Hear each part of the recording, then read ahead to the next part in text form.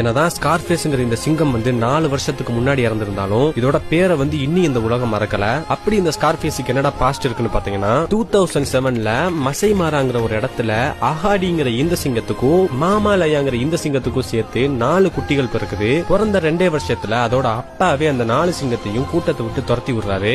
என்ன பண்றதுன்னு தெரியாம கொஞ்சம் நாளுகளா பட்டியலிலே சுத்திக்கிட்டு இருந்த இந்த சிங்க குட்டிங்க இந்த காட்டையே தன்னோட கண்ட்ரோலுக்கு கொண்டு வரணும்னு ஒரு முடிவு எடுக்குது. அந்த காட்டையே அவங்க கண்ட்ரோல் எடுக்கணும்னா அங்க உள்ள மார்ச் பிரைடுங்கிற ஒரு பெரிய கேங்கே அவங்க அடிக்கணும். அடிச்சா மாத்திரம் தான் இவங்க அந்த காட்டை கண்ட்ரோல் எடுக்க முடியும். ஆனா அந்த மார்ச் பிரைடோட தலைவன் ரொம்பவே பெருசாவும் ஆக்ரோஷமாவும் இருந்ததுனால இந்த 3 சிங்கமும் அது கூட சண்டை போட தயங்கிச்சுங்க. மத்த 3 சிங்கமும் பின்வாங்கின நேரத்துல ஸ்கார்ஃபேஸ் மாத்திரம் இதை எப்படியாச்சும் அடிச்சே தருவேன்னு ஒரு வெறியோட இருந்துச்சு. ஸ்கார்ஃபேஸ் முடிவெடுத்தது மணிக்கு அந்த சிங்கத்து கூட போய் சண்டையும் போட்டுச்சு. அந்த சண்டையில ஸ்கார்ஃபேஸ் அதோட ஒத்த கண்ணையே இழந்துட்டும் விட்டு கொடுக்காம ஒரு ஃபாரஸ்டே கண்ட்ரோல்ல வச்சிருந்த மார்ச் பிரைடோட தலைவனை தோக்கடிச்சு அந்த காட்டுக்கே ராஜாவானா ஸ்கார்ஃபேஸ். அண்ட் அன்னையில இருந்து அங்க உள்ள மக்கள் அதை ஸ்கார்ஃபேஸ்ங்கிற பேரோட கூப்பிட்டாங்க. இதுவரைக்கும் எந்த சிங்கமும் பண்ணாத மாதிரி 400 ஹைனாக்கள், ஒரு நீரியானா, அது மட்டும் இல்லாம 130 சிங்கத்தை சாகடிச்சு தொடர்ந்து கண்டினியூஸா 12 வருஷம் அந்த காடையே ரூல் பண்ணிருக்கு. அண்ட் அது மட்டும் இல்லாம தண்ணி குடிக்க வர மிருகங்களை டிஸ்டர்ப் பண்ற முதலை கூட்டத்தை தனியாலாவே ஓட விட்டுருக்கு. அண்ட் ஃபைனலா அது வயசாகி சாகும்போது பாத்தீங்கன்னா அதோட கூட்டத்தை விட்டு தனியா பிரிஞ்சு போய்